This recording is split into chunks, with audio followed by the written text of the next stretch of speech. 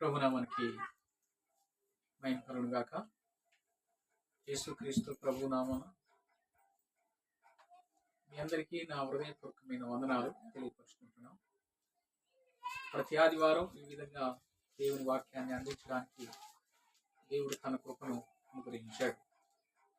ఇది కేవలం దేవుని దయ, ఆయన ప్రేమ సంకల్పమే తప్ప మాకంటూ ఏమీ లేదు. అది దేవుని దయ. ఈ విధంగా దేవుని వాక్యాన్ని అందించడానికి దేవుడు ఎంతో కృప చూపిస్తున్నాడు.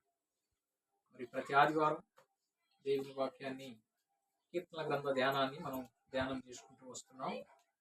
మరి ఈరోజు మన వాక్య భాగం కీర్తనలు 130వ కీర్తన. 130వ కీర్తన 1 నుండి 8 వచనాలు ఉన్నాయి. చదువుకొని వాక్యాన్ని ధ్యానం చేసుకున్నాం. చదువుతాను, చూడండి. 130వ కీర్తన 8 వచనాలు. యెహోవా, అగాధ స్థలములో నుండి నేను నీకు మొర్రపెట్టుచున్నాను. ప్రభువా, నా ప్రార్థన ఆలకింపు, నీ చెవి యొగ్గి నా ఆర్తధ్వని వినుము. యెహోవా, నీవు దోషములను కనిపెట్టి చూచిన ఎడల ప్రభువా ఎవడు నిలువగలడు? అయినను జనులు నీ యందు భయభక్తులు నిలుపునట్లు నీ యొద్ద క్షమాపణ దొరుకును. యెహోవా కొరకు నేను కనిపెట్టుకొనుచున్నాను. నా ప్రాణం ఆయన కొరకు కనిపెట్టుకొనుచున్నది. ఆయన మాట మీద నేను ఆశ పెట్టుకొని ఉన్నాను. కావలి వారు ఉదయం కొరకు కనిపెట్టుట కంటే ఎక్కువగా నా ప్రాణము ప్రభువు కొరకు కనిపెట్టుకొనుచున్నది. కావలి వారు ఉదయం కొరకు కనిపెట్టుట కంటే ఎక్కువగా నా ప్రాణము కనిపెట్టుచున్నది. ఇశ్రాయేలు, యెహోవా మీద ఆశ పెట్టుకొనుము.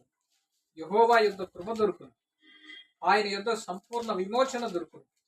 ఇశ్రాయేలీల దోషములన్నిటినీ ఆయన వారిని విమోచించను. చిన్న ప్రార్థన చేసుకొని వాక్యాన్ని ధ్యానం చేసుకున్నాం.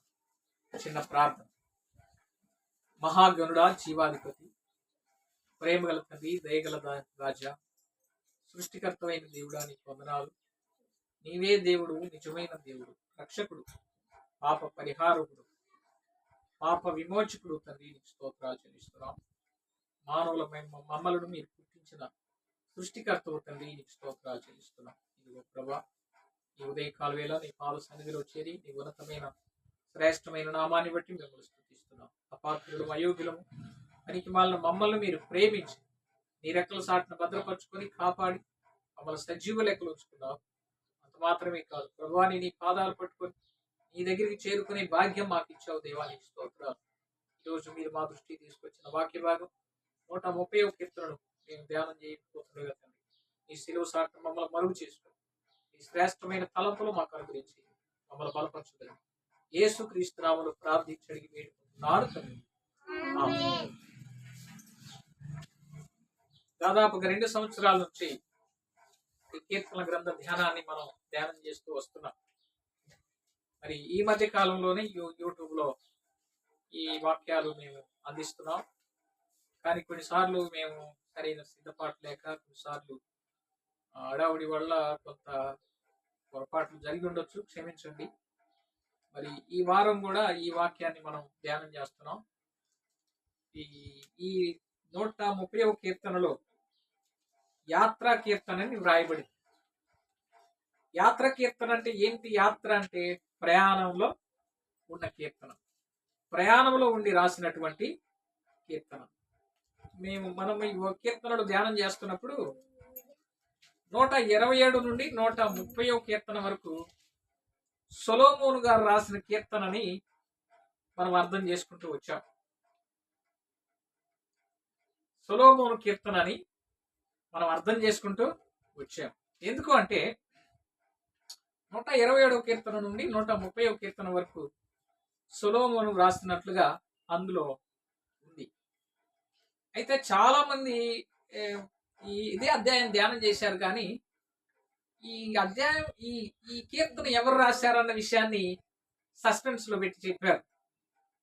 కానీ నేను ఈ రోజు అందించే ఈ 30వ కీర్తన 130వ కీర్తన అర్థం ఏంటంటే సొలొమోను గారు రాశారని నిశ్చయంగా చెప్పగలం. ఎందుకు అంటే 127వ కీర్తన నుండి 130వ కీర్తన వరకు కూడా స్టార్టింగ్ 127లో స్టార్ట్ చేసిన సొలొమోను కీర్తనని అందులో వ్రాయబడింది అంతా కూడా 130వ కీర్తన వరకు యాత్ర కీర్తనగానే వ్రాశారు.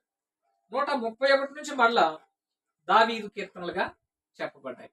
అందువల్ల నేను దీన్ని కన్ఫర్మ్ చేసేది ఎందుకంటే ఇక్కడున్న టైటిల్లో ఫస్ట్ 127వ కీర్తనలో ఉన్న విధానాన్ని బట్టి మనం చూస్తే 130వ కీర్తన కూడా సొలొమోను గారే వ్రాశారన్న విషయాన్ని నేను అర్థం చేసుకున్నాను. ఎందుకంటే ఈ కీర్తనను ధ్యానం చేస్తూ చాలా మంది ఇది దావీదు కీర్తన అన్నారు. అదే సమయంలో ఈ కీర్తనను బేస్ చేస్తూ చాలా మంది భక్తులు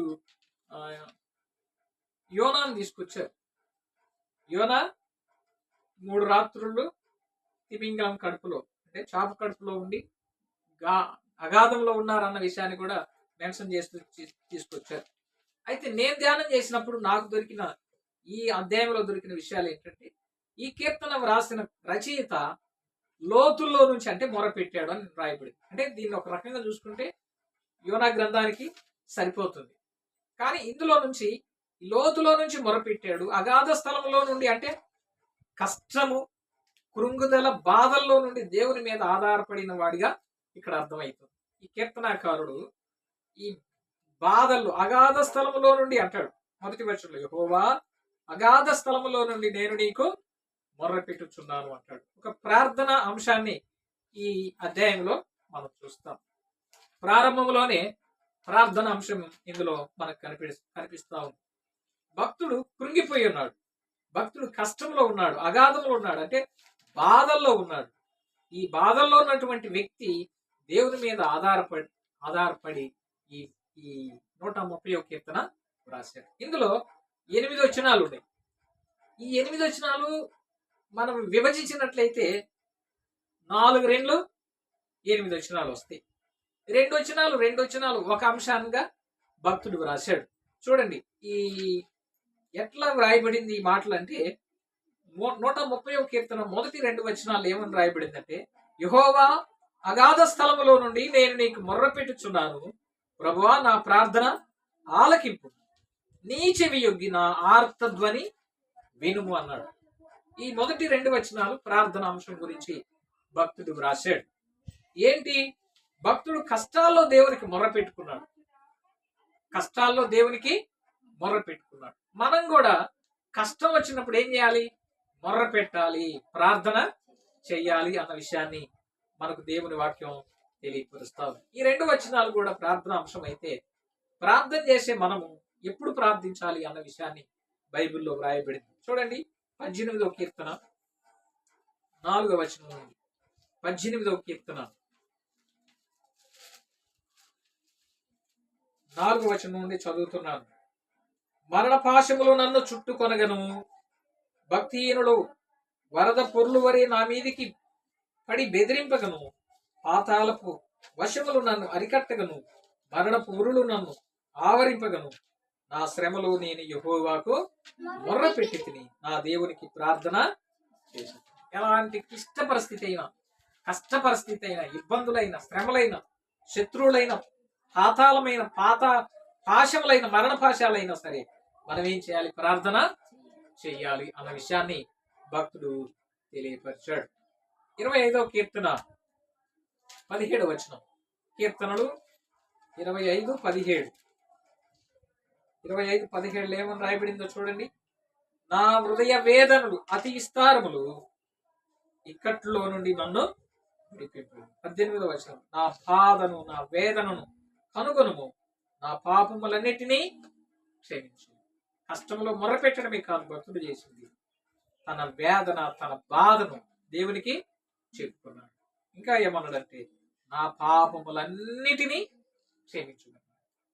మానవుడు అంటే పాపి, దేవుడు అంటే పరిశుద్ధుడు. దేవుని తత్వము, దేవుని లక్షణం ఏంటంటే పరిశుద్ధత కలిగిన వాడు దేవుడు, పాపము లేనివాడు దేవుడు, నీతిమంతుడు దేవుడు, సత్యవంతుడు దేవుడు, క్షమించేవాడే దేవుడు. దేవుని ఆరాధించడానికి కొన్ని అర్హతలు ఉన్నాయి. ఆరాధన అంటే చాలా మందికి తెలియట్లేదు. ఆరాధన అంటే ఏదో మందిరానికి వెళ్ళడం, పాటలు పాడడం, బల్ల తీసుకొని స్తుతులు చెల్లించి రావడం కాదు. ఆరాధన అంటే దేవుడు ఏమై ఉన్నాడు, మనమేమై ఉన్నాం. ముందు దేవుడు ఏమై ఉన్నాడో తెలిస్తే ఆ దేవుడి మీద మనం డిఫెండ్ అవ్వడానికి ఇష్టపడతాం. ఆ దేవుడి మీద ఏమున్నా లేకపోయినా ఆయన మీద ఆధారపడతాం. దేవుడు ఏమై ఉన్నాడో తెలియనటువంటి వాడు ఏమి లేనప్పుడు దేవుణ్ణి విడిచిపెట్టేస్తాడు. దేవుని మీద ఆధారపడాలి అంటే ఆ వ్యక్తి దేవుడి గురించిన విషయం తెలుసుకోవాలి. మరి దేవుడి గురించి ఎక్కడ తెలుస్తుంది? దేవుని వాక్యంలోనే తెలుస్తుంది. 66 గ్రంథాలు దేవుడు మన చేతికి తీసుకొచ్చి వచ్చాడు. ప్రతి అధ్యాయాన్ని, ప్రతి భాగాన్ని మనం చదువుకుంటూ అక్కడొకొచ్చినం, ఇక్కడొకొచ్చినం, అక్కడొకొచ్చినం కాదు, కానీ బైబిల్ ధ్యానం చేసినా, బైబిల్ చదివినా క్లియర్గా ఒక పక్క నుంచి చూసుకుంటూ రావాలి. ఇది బైబిల్ చదివే విధానం.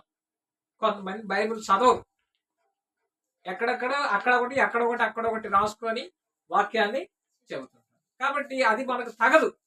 దేవుని బిడ్డలంగా మనం ఏం చేయాలంటే బైబిల్ కంపల్సరిగా చదవాలి. బైబిల్ చదివినప్పుడు మొదట మనం తెలుసుకోవాల్సింది దేవుని గొప్పతనం.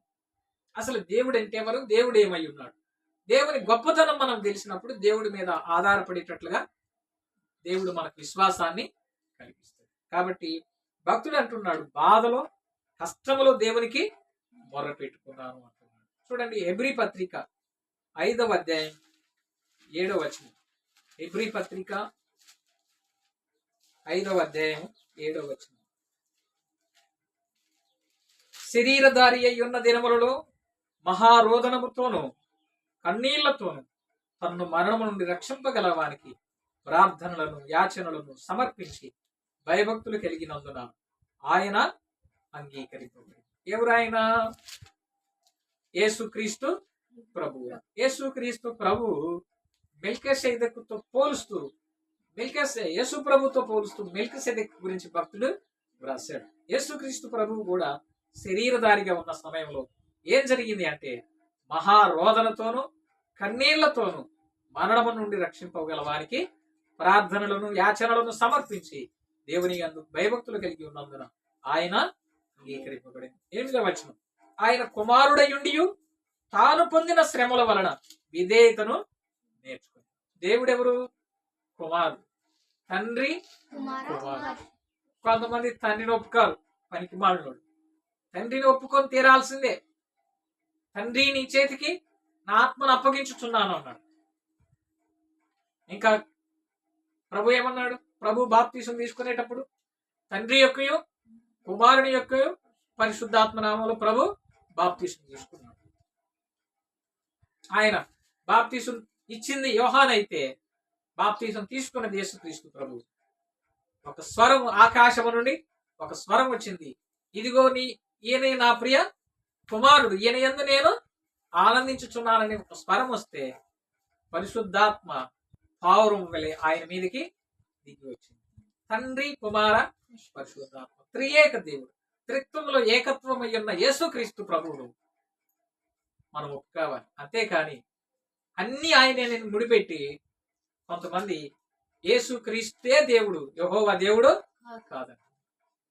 యేసుక్రీస్తుకున్న లక్షణాలు యెహోవాకున్న లక్షణాలు యేసుక్రీస్తుకున్న లక్షణాలు పరిశుద్ధాత్మ దేవునికి ఉన్నాయి. త్రిత్వంలో ఏకత్వం, ఒకే దేవుడైన త్రిత్వంగా మనం ఆయన్ని పిలవాలి. త్రిత్వంలో బాప్తిస్మం తీసుకోవాలి. ఈ విషయాన్ని చాలా మంది కొట్టిపడేస్తున్నారు, తెలియక వాళ్ళకు. చాలా విషయాలు బైబిల్లో ఉన్నాయి త్రిత్వాల గురించి. కాబట్టి ఆ విషయాలు చదివినప్పుడు మనకు అర్థమవుతుంది. కాబట్టి ఈ సమయంలో మనం ఏం చేయాలి అంటే, కష్టం వచ్చినప్పుడు ప్రార్థన చేయాలి. ఈ 2 వచనాల్లో భక్తుడు ఏమన్నాడు? ప్రభువా, అగాధ స్థలంలో నుండి నేను నీకు మొర్రపెట్టుచున్నాను. ప్రభువా, నా ప్రార్థన ఆలకింపు, నీ చెవి యొగ్గి నా ఆర్తధ్వని వినుము అంటున్నాడు. ఈ 2 వచనాలను బట్టి మనం అర్థం చేసుకునేది ఏంటంటే, ప్రార్థనాంశం. కష్టం వచ్చిన, శ్రమ వచ్చిన, దుఃఖం వచ్చిన, బాధ వచ్చిన మనం ఎవరికి చెప్పుకున్న మన బాధలు ఎవరు తీర్చరు. మాకు ఎన్నో బాధలు ఉన్నాయి, మేము ఎవరికి చెప్పుకోం. కానీ దేవుడే ఉన్నాడు. మాకు ఇల్లు లేదు, మాకు ఆస్తులు లేవు, అంతస్తులు లేవు, మమ్మల్ని అందరూ తోలనాడిండ్రు, అందరూ మమ్మల్ని వెలివేశారు, ఎవరు మమ్మల్ని ఇష్టపడట్ల, అయినా పర్వాలేదు. మమ్మల్ని పుట్టించిన దేవుడు గొప్పవాడు. ఆయన తప్పక తగిన కాలంలో హెచ్చిస్తాడు, తగిన కాలంలో గొప్ప మేలు చేస్తాడు. ఈ లోకంలో ప్రజలు ప్రేమించేది ఎవరినంటే, ఆస్తులు ఉన్నవాళ్ళను, అంతస్తులు ఉన్నవాళ్ళను, పేరు పలుకుబడులు పొలాలు ఉన్నవాళ్ళను. పేదవాళ్ళని ఎవరు ప్రేమించు. నువ్వెంత భక్తిగా ఉండు, నువ్వెంత నీతిగా ఉండు, నువ్వెంత యథార్థంగా ఉండు, మానవ సమాజం ఈ లోకంలో డబ్బున్నోళ్ళనే ప్రేమిస్తుంది. కానీ దేవుడు అది కానే కాదు. ఆయన డబ్బున్నా డబ్బు లేకపోయినా ప్రతి ఒక్కళ్ళ కోసం ఆయన ఈ లోకానికి వచ్చాడు. ఆయన దీనుడిగా, దరిద్రుడిగా, మనం దరిద్రులమైతే ఆయన ధనవంతుడు. దరిద్రులమైన మనలను ప్రేమించి ఆయన దరిద్రుడిగా ఈ లోకానికి దిగి వచ్చాడు. పైన వారం చూసుకున్నాం. కాబట్టి ఈ 2 వచనాలను బట్టి ప్రార్థన అనే విషయాన్ని మనం చూస్తున్నాం. కష్టం వచ్చినా, శ్రమ వచ్చినా, శోధన వచ్చినా, పోరాటం వచ్చినా, వ్యతిరేకత వచ్చినా ప్రార్థన చేయాలి. మేము నిన్న ఉపవాస ప్రార్థన పెట్టుకోవాలనుకున్నా, కుదరలేదు. రేపు 16వ తారీఖు ఉపవాస ప్రార్థన పొడిగించబడింది. కాబట్టి మనం ప్రార్థన చేసినప్పుడు దేవుడు తప్పక కార్యం చేస్తాడు. మా విషయంలో దేవుడు ఎంతో మేలు చేశాడు. నేను ప్రార్థన చేసినప్పుడు ఆ విషయాలన్నింటినీ దేవుడే తీరుస్తూ వస్తున్నాడు. రెండవది, ఇందులో 4 విషయాలు అని చెప్పాను. 4, 2, 8 వచనాలు ఉన్నాయి. 4 భాగాలుగా మనం దీన్ని విడగొడితే, మొదటి భాగం ప్రార్థన అంశం.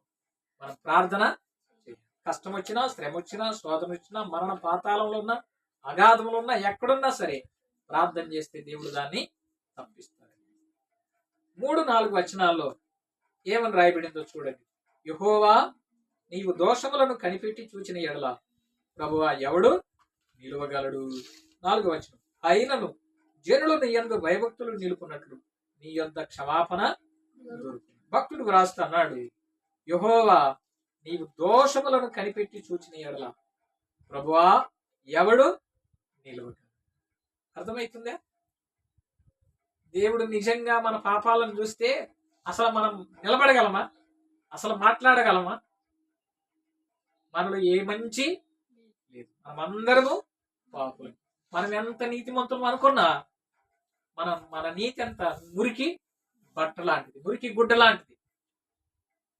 ఇది మనం మర్చిపోయి ఎవరైనా ఏదన్నా చిన్న తప్పిదం చేస్తే, పొరపాటు చేస్తే వాళ్ళని టార్గెట్ చేస్తాం. అదే మనమేదో మంచోళ్ళం అయినట్లుగా, మనమేదో పెద్ద మంచోళ్ళం, మనమంత నీతిమంతులం అయినట్లుగా ఇతరుల మీద బురదను చల్లుతాం.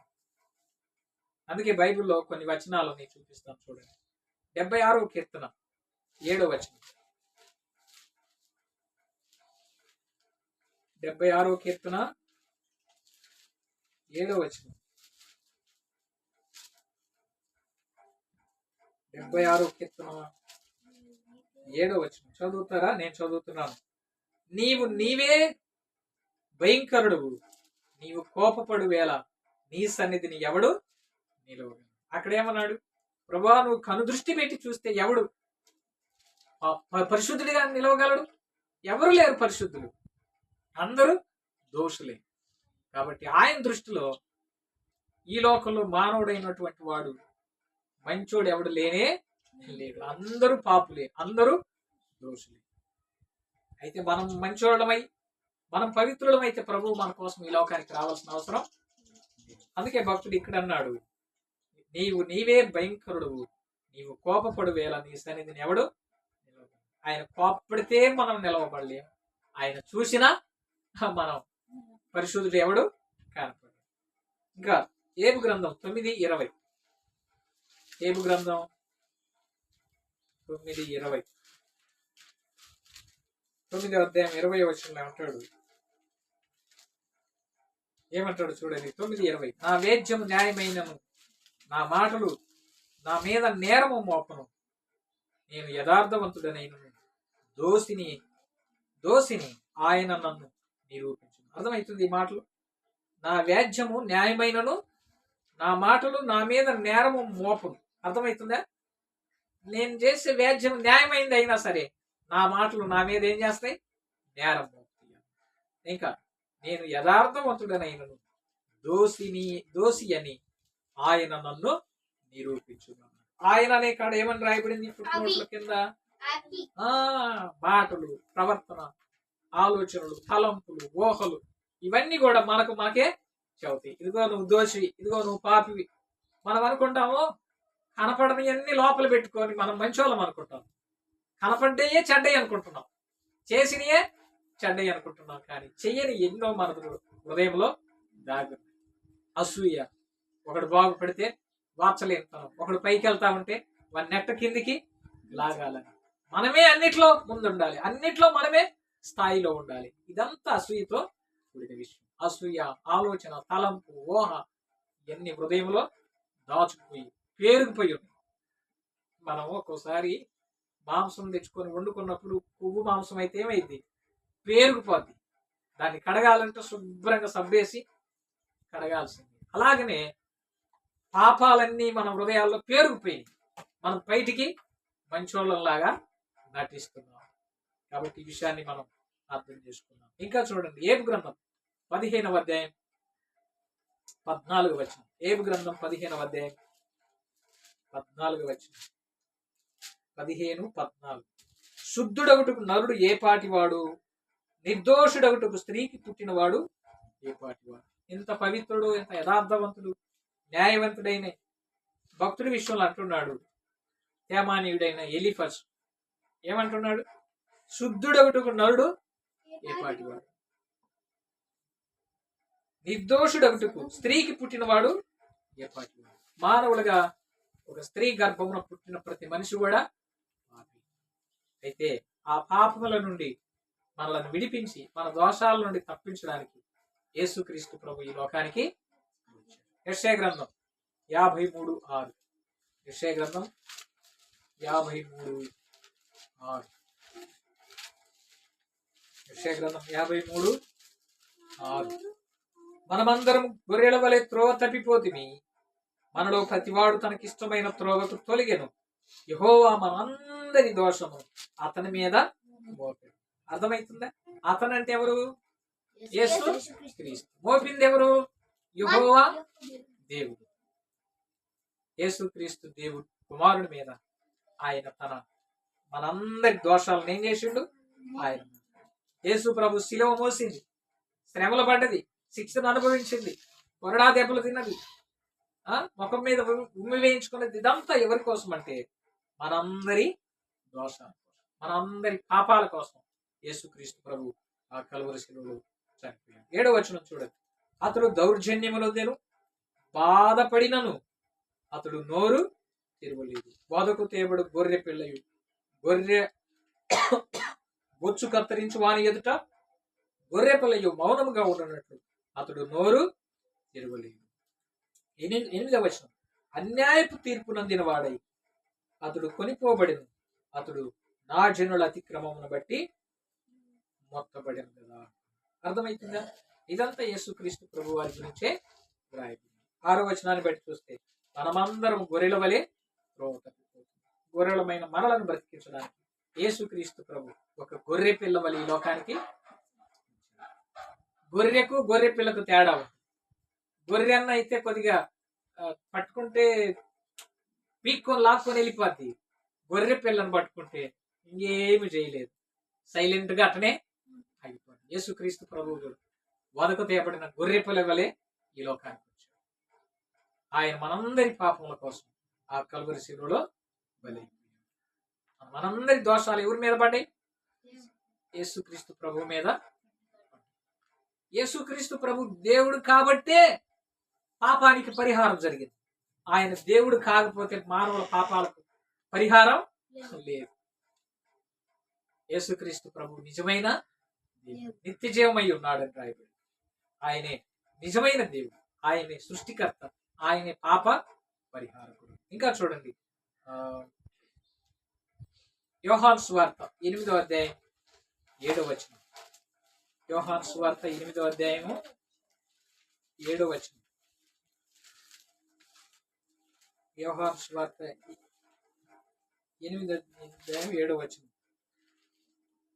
ఎన్ని వచనం చూడండి, 8, 7. వారాయనను పట్టు వదలక అడుగుచుండగా ఆయన తల ఎత్తి చూచి, మీలో పాపం లేనివాడు మొట్టమొదట ఆమె మీద రాయి వేయవచ్చునని వారితో. శాస్త్రుడు పరిశీలి ఏం చేశారు?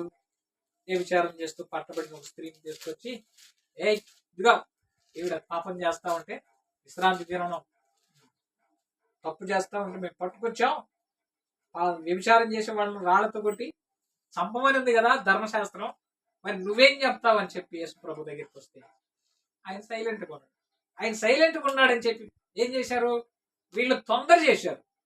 అందుకే 7వ వచనంలో అంటాడు, వారాయనను పట్టు వదలక, అంటే గట్టిగా పట్టుబట్టి ఈ శిక్ష విధించాల్సింది, ఏం చేయమంటావు చెప్పని అనుకుంటే ప్రభు అన్నాడు, మీలో ఎవరైనా సరే పాపం లేని వాడు అంటే మొట్టమొదట వేశారు. ఎవరన్నా? ఎవరు వేయలే.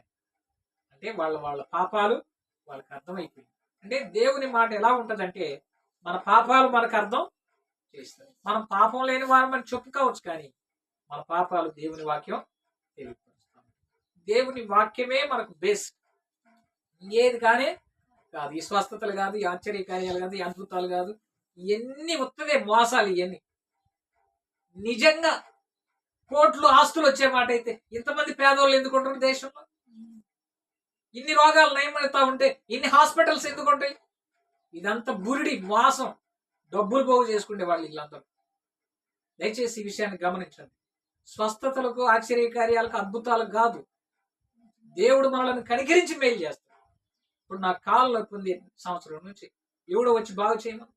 నా కాలు బాగుగా అయితే నేను గంతులు వేసుకుంటే ఇంకా 1000 మందికి చెప్తా.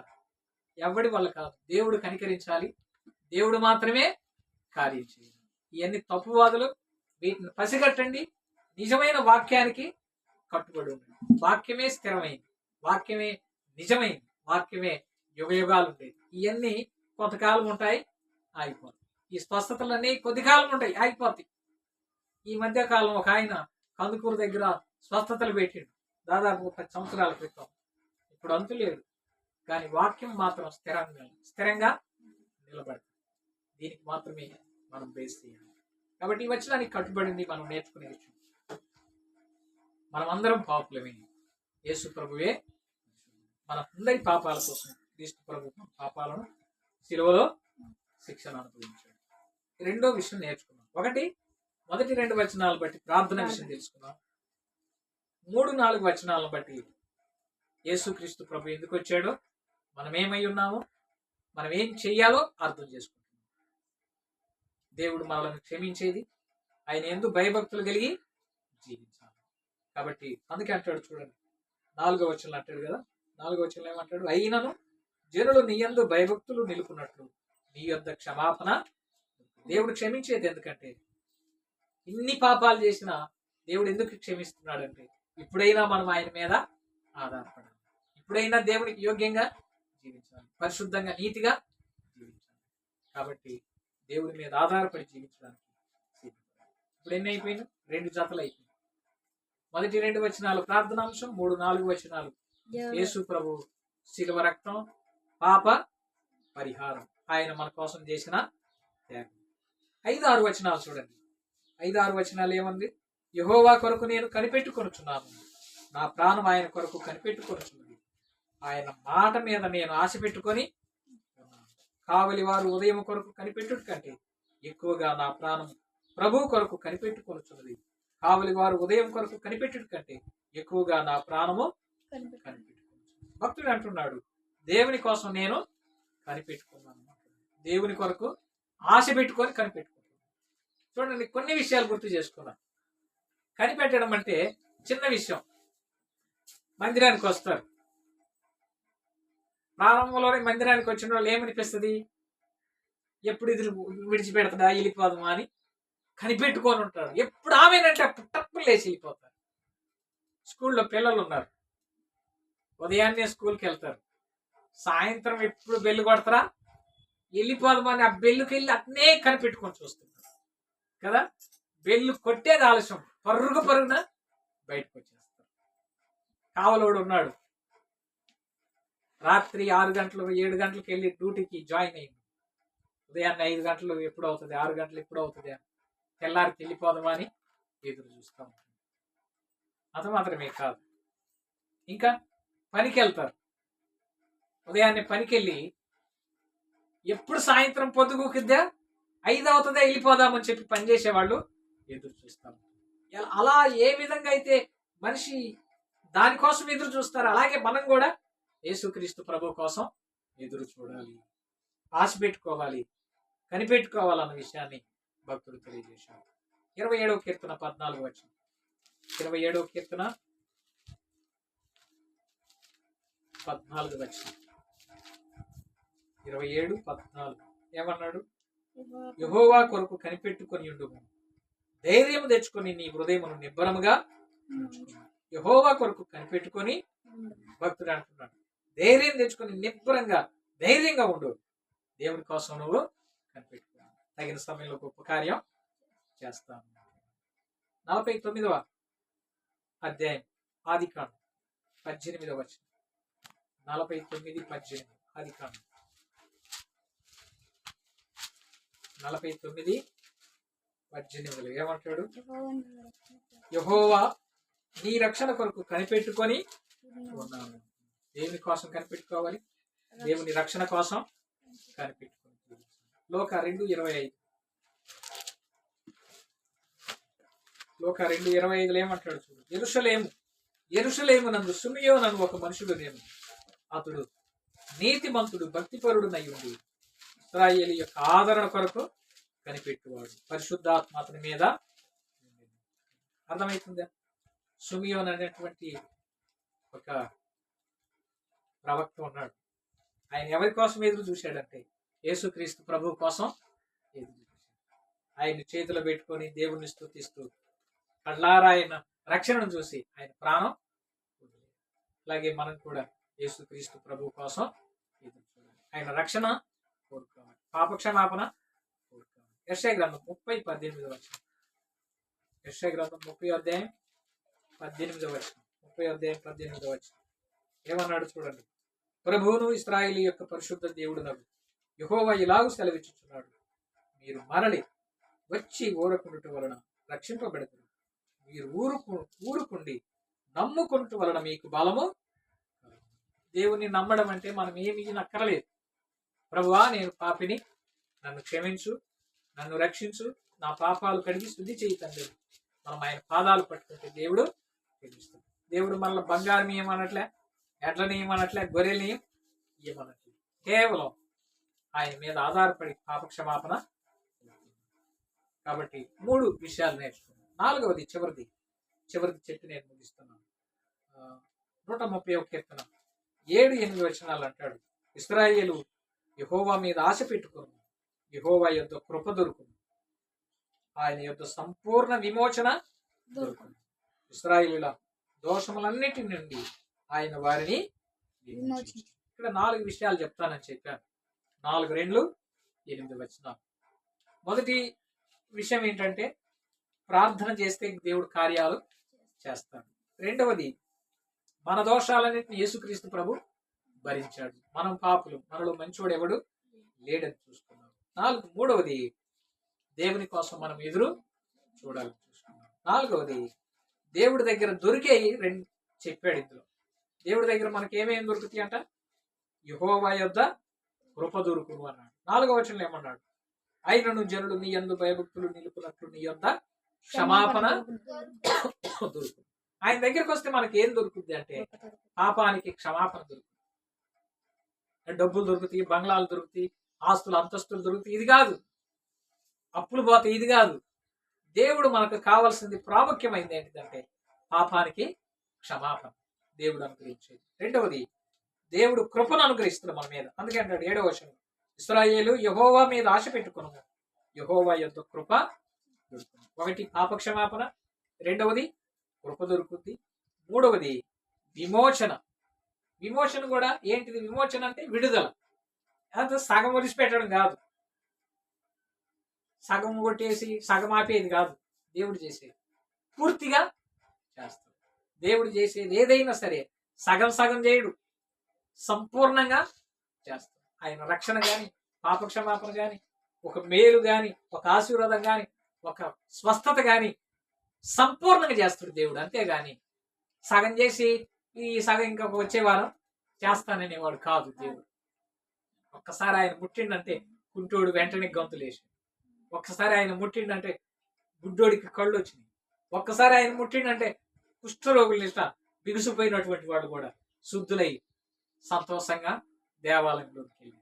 స్వస్థత అంటే ఇది ఆటోమేటిక్ గా విత్-ఇన్ సెకండ్ లో వెంటనే జరిగేది, సంపూర్ణంగా జరిగేది. దేవుడి దగ్గర దొరికే ఏంటిది? క్షమాపణ, కృప, సంపూర్ణ విమోచన దొరుకుతుంది. పూర్తిగా రక్షిస్తాడు, పూర్తిగా క్షమిస్తాడు, పూర్తిగా ప్రేమిస్తాడు ఆయన. అంతేగాని అరకొర ప్రేమించడు, అరకొర రక్షించడు.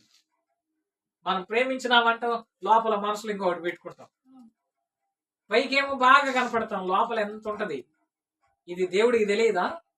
మనం అనుకోవచ్చు మనం మంచోళ్ళు, మన ప్రజల దృష్టిలో మన మంచితనం దేవుడు చూస్తున్నాడు. ప్రియమైన సహోదరి సహోదరుడా, లాస్ట్ చివరి 4వ తలంపు ఏంటిదంటే ఆయన దగ్గర మనం దొరికేది క్షమాపణ, కృప. కృప అంటే ఉచితంగా ఇచ్చేది. మనం ఏదో చేస్తే వచ్చేది కాదు. నువ్వు ఇచ్చేయి, నేను ఇచ్చేయి, నువ్వు ఇచ్చేస్తే నేను ఇస్తానులే దేవుడు, నేను ఇస్తాను, నువ్వు అంతే, నువ్వు నా మీద ఆధారపడు. దేవుడి మీద ఆధారపడితే దేవుడు కార్యం సంపూర్ణ విమోచన, రక్షణ ఇచ్చేది. మన అపరాధములకు క్షమాపణ దొరికేది యేసుక్రీస్తు ప్రభువు. చూడండి, ఎఫెసీ పత్రిక 1వ అధ్యాయం 7వ వచనం. ఎఫెసీ పత్రిక 1వ అధ్యాయము 7వ వచనం చదువుతారా? 7వ వచనంలో అంటాడు, దేవుని కృపా మహదైశ్వర్యమును బట్టి ఆ ప్రియని యందు ఆయన రక్తం వలన మనకు విమోచన, అనగా మన అపరాధములకు క్షమాపణ మనకు కలిగి. అది దేవుని బిడ్డలకు దొరికిన గొప్ప మేలు ఏంటంటే మన అపరాధములకు, మన పాపాలకు క్షమాపణ దొరికింది యేసుక్రీస్తు ప్రభువుకి. అది సంపూర్ణంగా దొరికింది. 86వ కీర్తన 5వ వచనం. 86వ కీర్తన 5వ వచనం. 86వ కీర్తన 5వ వచనం అక్కడ అంటాడు, ప్రభువా నీవు దయాళుడు, క్షమించుటకు సిద్ధమైన మనసు గలవాడు. ఒకవేళ మనం పొరపాటు చేస్తే క్షమించమని కోరితే ఆ సమయానికి క్షమిస్తారు, కానీ మళ్ళా ఏదో ఒక రోజున ఎత్తి దేపి పొడుస్తారు. ఒకవేళ మనం క్షమించమని కోరితే కొద్దిగా ఆలస్యం చేస్తారు, ఈయన్ని క్షమిద్దామా వద్దా అని. కానీ దేవుడి దగ్గరికి వస్తే వెంటనే క్షమించడానికి ఎప్పుడెప్పుడు క్షమిద్దామని సిద్ధంగా ఉంటాడంట ఆయన. యేసుక్రీస్తు ప్రభు చెప్పిన ఉపమానంలో తప్పిపోయిన కుమారుడు ఎప్పుడు తండ్రి దగ్గరికి వస్తాడా అని తండ్రి ఎదురు చూసిండు. రావడము కుమారుడిదే లేట్, కానీ ఎంత తొందరగా వచ్చినా అంత తొందరగా ఇమీడియట్గా ఇంట్లోకి చేర్చుకొని ఆయన ప్రేమను చూపించాడు. దేవుడు కూడా అంతే, క్షమించడానికి అంత త్వరగా, ప్రేమించడానికి అంత త్వరగా ఉంటాడు, చేర్చుకోవడానికి అంత త్వరగా. ఆలస్యం చేస్తున్నామంటే అది మన వల్లే జరుగుతుంది. ఇంకా మనం క్షమించబడలేదు, ఇంకా మనం చేర్చబడలేదు, ఇంకా మనం రక్షించబడలేదు, ఇంకా మనం దేవునిలోకి రాలేదు అంటే మన నిర్లక్ష్యము, మనం చేద్దాంలే చూద్దాంలేనే ఆలస్యమే తప్ప, ఆలస్యానికి కారణం మనమే తప్ప దేవుడు కానే కాదు అన్న విషయాన్ని తెలుసుకున్నాం. చివరి మాట చూపించి నేను ముగింపు చేస్తాను. ప్రకటన గ్రంథం 5వ అధ్యాయం 9వ వచనంతో ముగిస్తుంది. ప్రకటన గ్రంథం 5వ అధ్యాయము 9వ వచనం. 5వ అధ్యాయం 9వ వచనం. 5:9 ఏమని రాయబడిందో చూడండి. ఆ పెద్దలు, నీవు ఆ గ్రంథమును తీసుకొని దాని ముద్రలను విప్పుటకు యోగ్యుడవు, నీవు వధింపబడిన వాడవై నీ రక్తం ఇచ్చి ప్రతి వంశములోను, ఆయా భాషలు మాట్లాడు వారిలోను, ప్రతి ప్రజలోను, ప్రతి జనములోను దేవుని కొరకు మనుషులను కొని మా దేవునికి వారిని ఒక రాజ్యముగాను యాజకులుగాను చేస్తుంది కనుక వారు భూలోకమందు ఏలుదురని కొత్త పాట. దేవుడు ఏం చేశాడు అంటే తన రక్తం ఇచ్చి మనలను కొన్నాడు, తన రక్తం ఇచ్చి మనలను కొనుక్కున్నాడు, తన సొత్తుగా. అందుని బట్టి మనం ఏం చేయాలంటే దేవుణ్ణి స్తుతించాలి. దేవుని బిడ్డలు ఏం చేయాలంటే దేవుణ్ణి స్తుతించాలి. ఇంకా దేవుని బిడ్డలు కాని వాళ్ళు ఏం చేయాలి తెలుసా? తొందరగా నిర్ణయం తీసుకోవాలి. దేవా నన్ను క్షమించమని తొందరగా ఆయన పాదాలు పట్టుకోవాలి, తొందరగా ఆయన కృప కోసం ఏడుకోవాలి, తొందరగా విమోచన కావాలని కోరుకోవాలి, తొందరగా దేవుడితో సహవాసం కావాలని కోరుకోవాలి. నువ్వు ఎంత ఆలస్యం చేస్తావో నీకంత నష్టం. నువ్వు ఆలస్యం చేసే కొద్ది నీకు నష్టం, కానీ దేవునికి ఏమి నష్టమో. ప్రియమైన సోదరుడా, ఈ ఉదయకాల వేళ ఈ 130వ కీర్తన ద్వారా 4 విషయాలు నేర్చుకున్నాం. నెంబర్ 1, మొదటి 2 వచనాలు ప్రార్థన చేస్తే దేవుడు మనలను ఆశీర్వదిస్తాడు, మన అవసరతలను తీరుస్తాడు, మన బాధలు, కష్టాలు, శ్రమల్లో నుండి దేవుడు విడిపిస్తాడు అన్న విషయాన్ని నేర్చుకున్నాం. రెండవది, 3-4 వచనాల్లో దేవుడి దగ్గర మనకేముంది? క్షమాపణ ఉంది, పాపానికి పరిష్కారం ఉంది. మనమందరము పాపులు, మనం పాపం లేని వాళ్ళమని చెప్పుకుంటే దేవుణ్ణి అబద్ధికునిగా చేసిన వాళ్ళం. 3-4 వచనాలు. కాబట్టి మనందరి దోషాలు యేసుక్రీస్తు ప్రభు భరించాడు. మూడవది, మనం దేవుని కోసం కనిపెట్టుకొని జీవించాలి. స్కూల్లో పిల్లలు ఎప్పుడెప్పుడు బెల్లు కొడితే ఇంటికి వెళ్ళిపోదాం అన్నట్లుగా, పనికి వెళ్ళిన వాళ్ళు ఎప్పుడు 5 అయిపోద్దా ఇంటికి వెళ్ళిపోదాం అన్నట్లుగా, డ్యూటీకి వెళ్ళిన వాళ్ళు, ఇంకా చర్చిలో ఉన్న వాళ్ళు ఎప్పుడు పాస్టర్ గారు ఆమెనంటే వెళ్ళిపోదాం అన్నట్లుగా ఎదురు చూస్తారు. అలాగా దేవుని కోసం మనం ఎదురు. 4వది, దేవుని కొరకు ఆశ పెట్టుకొని జీవించాలి, దేవుని మీద ఆధారపడి జీవించాలి. ఆయన దగ్గర మనకేం దొరుకుతుంది? క్షమాపణ, కృప, పాపానికి క్షమాపణ, దేవుని కృప, విమోచన. ఈ పొందలేదు ఇప్పటి వరకు అంటే ఈ పొందకపోవడానికి కారణం మనమే తప్ప దేవుడు కానే. ఆయన ఎప్పుడెప్పుడు ఆయన ఎదురు చూస్తున్నాడు, తన చేతులు చాపి పిలుస్తా ఉన్నాడు, నా దగ్గరికి రా. తలుపు దగ్గర ఉండి తడతా ఉన్నాడు, వస్తే తలుపు గబక్కిన తీద్దాం. తప్పిపోయిన కుమారుడు తండ్రికి దూరం అయిపోయిండు. తండ్రి ఏం కోరుకున్నాడు? ఓ తెప్పోయిండులే, దరిద్రం పోయింది అనకాలేదు. ప్రేమ గల దేవుడు కాబట్టి ఎప్పుడు వస్తాడా అని. నేను కూడా తప్పిపోయిన కుమారుని వాక్యం ద్వారానే రక్షించబడ్డాను. నేను అపాత్రుని, అయోగ్యుని, పనికిమాలను, నన్ను ఎవ్వరూ బ్రతికించలే. గొప్ప దైవజనుడు నన్ను బ్రతికించుకున్నాను. నేను ఇలా నిలబడగలుగుతున్నాను, ఇప్పటిదాకా బ్రతికున్నానంటే వారి ప్రేమ, వారి ఆప్యాయతకు నేనేమిచ్చినా తీర్చుకోలేదు. దేవుని ప్రేమ నా పక్షంగా వాళ్ళు చూపించారు. అందువల్ల నేను ఇప్పటికీ నిలబడి దేవుని మీద ఆధారపడి చెప్పగలను. దేవుడి సన్నిధిలో ఈ విధంగా కొనసాగుతున్నానంటే వాళ్ళు నా మీద ప్రేమ చూపించారంటే ముందు దేవుడు వాళ్ళ మీద ప్రేమ. వాళ్ళు దేవుని ప్రేమను తెలుసుకున్నారు కాబట్టి ఆ ప్రేమను నా పక్షంగా చూపించారు. నేను అపాత్రుడిని, ఎన్నిక లేను, అర్హత లేను, దిక్కుమాలను. దేవుడు నా పక్షంగా అంత గొప్ప కార్యం, అంత గొప్ప దైవజనుల దగ్గర నేను నిలబడగలిగానంటే అది దేవుని ప్రణాళికే తప్ప నా సొంత నిర్ణయం కానే కాదు. అసలు నేను అక్కడికి వెళ్తానని నేను ఊహించలేదు. దేవుడు అలాంటి గొప్ప భాగ్యం నా పక్షంగా అనుగ్రహించాడు. కాబట్టి ఈ సమయంలో ఈ 131 కీర్తన ద్వారా మనం నేర్చుకునే పాఠం, ఒకటి ప్రార్థన చేద్దాం, రెండవది ప్రభు మన దోషాలను మన దోషాలను ఆయన, మూడవది ఆయన కోసం ఎదురు చూస్తాం, నాలుగవది ఆయన దగ్గర దొరికేవి మనం పొందుకుందాం. ఆయన దగ్గర దొరికేది ఏంటిది? పాపక్షమాపణ, రక్షణ, విమోచన, కృప. ఈ కాదు అనుకుంటే రావు, కావాలనుకున్నప్పుడు త్వరగా వెళ్ళి తీసుకొచ్చు. అనంతపురం జిల్లాలో వర్షాలు పడేటప్పుడు వజ్రాలు దొరుకుతాయి. అవి దొరకతాయి అని చెప్పి ఎంతో మంది క్యారేజీలు పట్టుకొని వెళ్ళిపోయి ఎత్తుక్కొని రాళ్ళు పట్టుకొచ్చుకున్నారు. ఎతికితేనే దొరికేది, అక్కడికి వెళ్తేనే మనకు దొరికేది. ఎంత తొందరగా వెళ్తామో అంత తొందరగా మనకు దొరుకుతుంది. ఆలస్యం చేసే కొద్దీ మనకే నష్టం అని తెలియపరుస్తుంది. ఈ 4 విషయాలు మన హృదయంలో దాచుకుందాం. దేవుణ్ణి స్తుతిద్దాం, ప్రార్థిద్దాం, ఆయన మీద ఆధారపడి చిన్న ప్రార్థన చేసి నేను ముగింపు చేస్తాను. ప్రార్థన చేసుకోండి, కళ్ళు మూసుకోండి, ప్రార్థన చేసుకోండి. మహాగరుడ, జీవాధిపతి, ప్రేమగల తండ్రి, దయగల దేవానికి వందనాలు. ఇదిగో తండ్రి, ఆయన కీర్తన గ్రంథ ధ్యానాన్ని ప్రతి ఆదివారం ఈ విధంగా ధ్యానం చేస్తూ మిమ్మల్ని స్తుతిస్తున్నాం. ప్రభావ, మీరు గొప్ప దేవుడు, ప్రేమగల దేవుడు, ఆశ్చర్యపడు, క్షమించడానికి సిద్ధ మనసు కలిగిన దేవుడు, పాప పరిహారకుడు, రక్షకుడు, సంపూర్ణంగా రక్షించే దేవుడు, సంపూర్ణంగా స్వస్థపరిచే దేవుడు, సంపూర్ణంగా ప్రేమించే దేవుడు. మీ లక్షణాలు తండ్రి, ఆయన ఈ లక్షణాలు మీలో తప్ప ఇంకెవ్వరిలో లేవు ప్రభా. అందుని బట్టి మిమ్మల్ని స్తుతిస్తున్నాం. అపాత్రం నేను నన్ను నిలబెట్టుకొని మీ సెలవు శాతం మరుగు చేసుకొని మీ అమూల్యమైన మాటలు నాకు నీ దాసులైన వారు రెండు ఇజ్రాయెల్ గారి ద్వారా అయినా నీ దాసునిగా నిలబడే భాగ్యం దయచేసి వారు మిమ్మల్ని బట్టి మమ్మల్ని ప్రేమించారు, ఆ విషయంలో ఎంతో సహాయపడ్డారు. అందుని బట్టి మిమ్మల్ని స్తుతిస్తున్నాం.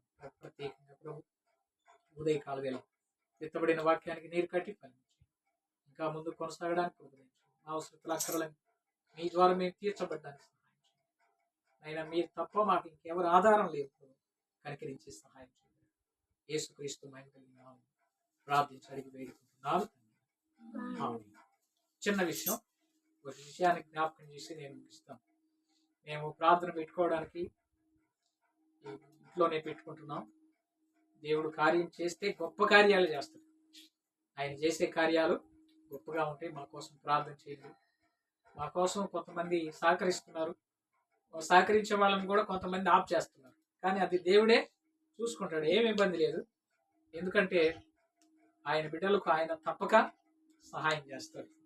కొంతమంది నాకు సహాయపడుతూ ఉంటే వాళ్ళని కూడా ఆటంకం చేసి కనీసం ఫోన్ కూడా చేసేటట్లుగా చేయట్లేదు. కానీ అది దేవుడే చూసుకుంటాడు, ఏం ఇబ్బంది ఏం లేదు. మా కోసం ప్రార్థన చేయండి. కూడుకోవడానికి ఒక స్థలం కావాలి. మేము కొనేంత పరిస్థితి లేదు. నా కుటుంబం పోషించబడేసరికి నాకు చాలా కష్టంగా ఉంటుంది. అయినా సరే ధైర్యం వదలక దేవుడి మీద ఆధారపడి ముందుకెళ్తున్నాం. దేవుడి కార్యాలు చేయలాగా మా కోసం ప్రార్థన చేయాలని మనం చేస్తూ ఈ యొక్క సమయాన్ని ముగిస్తున్నాం. దేవుడి దీవించండి.